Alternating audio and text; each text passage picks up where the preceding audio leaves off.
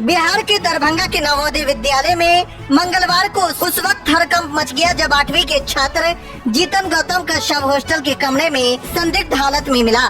मृतक के परिजनों ने घटना को संदिग्ध मानते हुए स्कूल प्रशासन पर हत्या और रैगिंग का गंभीर आरोप लगाया है। मिली जानकारी के अनुसार सुबह लगभग 10 बजे स्कूल के प्रिंसिपल ने छात्र के परिजनों को फोन कर स्कूल बुलाया। जब परिजन विद्यालय पहुंचे तो उन्हें छात्र का शव कमरे में दिखाया गया। इसके बाद परिजनों ने स्कूल प्रशासन पर हत्या और रैगिंग का गंभीर आरोप लगाया है और परिसर में हंगामा शुरू कर दिया। मृतक छात्र केवटी पंचायत के मुखिया रूबी देवी का पुत्र है। वहीं मृतक के पिता संतोष कुमार ने बताया कि उनका बेटा विद्यालय के हॉस्टल में रहकर पढ़ाई कर रहा था।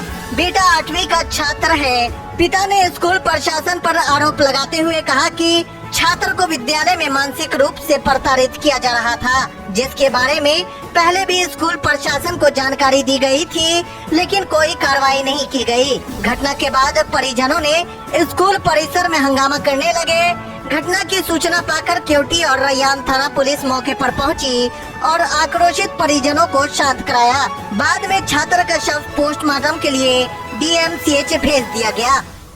मेरा भतीजा नवोदय विद्यालय पचाड़ी में पढ़ता था, 7वीं क्लास का छात्र था। आज 11 बजे के आसपास हम लोगों को किसी तीसरे बच्चे ने फोन किया था कि आइए, आपका बच्चा जो है वो ठीक हालत नहीं है। जब हमने वहाँ के प्रशासन से बात करने की कोशिश की तो उन्होंने कहा कि ऐसी कोई बात नहीं है, कि आप आइए, यहाँ आपसे बात किया जाएगा। हमें कुछ बताया नहीं। लेकिन उससे पहले 10:30 बजे बच्चा मेरा डेथ हो चुका था। उससे पहले ही 10:30 बजे नवोदय प्रशासन ने थाना को फोन किया, लेकिन हमें बताया नहीं कि आपका बच्चा चाहे जो भी है डेथ कर चुका है, चाहे जिस भी कंडीशन में, हमें नहीं बताया उसने। और जब हम लोग गए तो एक रूम में जिसमें 19 बच्चे रहते हैं, इसमें एक ये पंखे से लटका पाया गया, और वो भी उस जगह पे जहाँ पे इसका अपना बेड नहीं, किसी और के बेड के पास ये लटका पाया गया। और उसमें भी है कि जो बेड था उसके हाइट से इसका पांव 3 फीट नीचे तक लटक रहा था। जिस बेड पे कोई अगर मरता है तो हाथ पांव भांजता है, उसके बगल में बेड था। आप अगर देखेंगे वीडियो, अगर आपके पास होगा तो देखिएगा, जिस जहाँ पे लटका हुआ है बच्चा, उसके 1 इंच बगल में वो बेड है जिसपे ये खड़ा हो सकता हो। क्या लगता है जब वो आपको गए स्थल पे तो क्या वो पाए, आपको लटका हुआ पाए? हमें तो वो लटका हुआ ही पाया। हम लोग जब सूचना कौन दिया?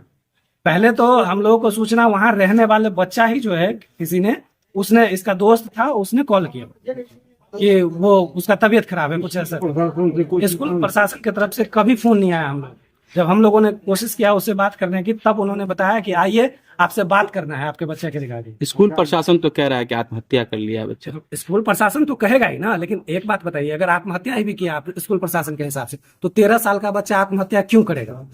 इसका कोई होगा ना उसके पास कि क्यों करेगा? 13 साल का बच्चा, उसको कमाना है क्या? उसको घर चलाना था कि आज सुसाइड कर लेगा? उसको ऐसी क्या कमी थी कि सुसाइड कर लेगा?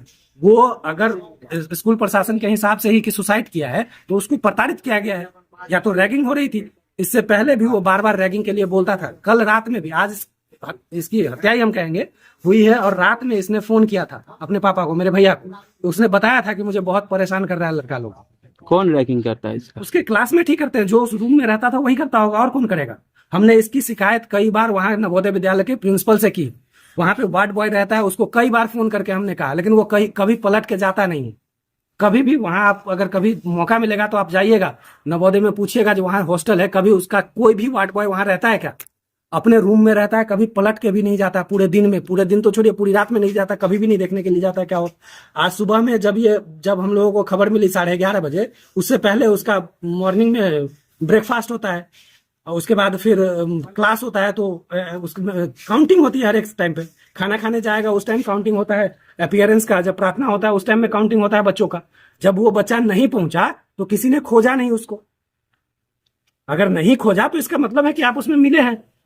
और दूसरी बात कि उसमें 19 बच्चे रह रहे हैं, वो बच्चे कहाँ गए?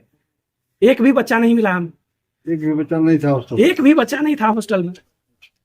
एक रूम की बात बता रहा हूँ मैं, एक रूम में 19 बच्चे हैं, और उस फ्लोर पे जिस बिल्डिंग में था, मुझे लगता है 100 से ज्यादा बच्चे हैं वहां पे। क्या चाहते हैं? बच्चा नहीं। हमको इंसाफ चाहिए ना।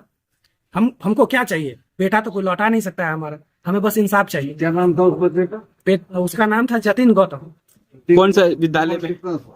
उम्र 13 साल था। पचाड़ी नवोदय विद्यालय पचाड़ी में पढ़ रहा था। पिताजी का नाम उसका? संतोष कुमार साहब। तो अम्मा उनकी मुखिया है क्या? जी जी, उनकी माँ भी सिटिंग मुखिया है क्योंकि। क्या नाम है? रूबी कुमारी। किस प्रखंड में विद्यालय आता है? वो क्योटी प्रखंड में ही विद्यालय आता है। पचाड़ी में जो है? पचाड़ी पंचायत। पचाड़ी पंचायत। आपका घर कहाँ हुआ? मेरा घर क्योटी थाना? क्योटी। आपका नाम? मेरा नाम अजय कुमार। बच्चा को बंद करके चाबी लेके कहीं गया होगा, वो आएगा तो फिर सब खोल के वापस कर देंगे बच्चा को, टेंशन नहीं लीजिए, सब बच्चा ठीक है।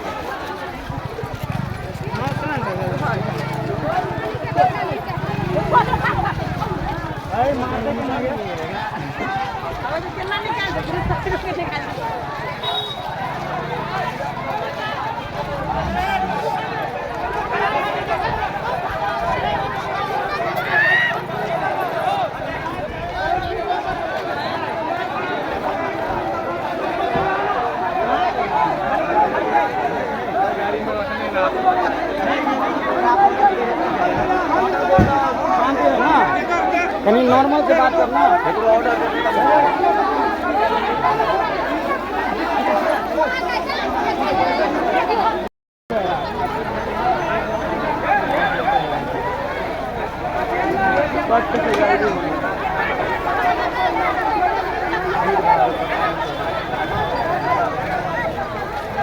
निकाल लेके गाड़ी निकाल लेते चिपका है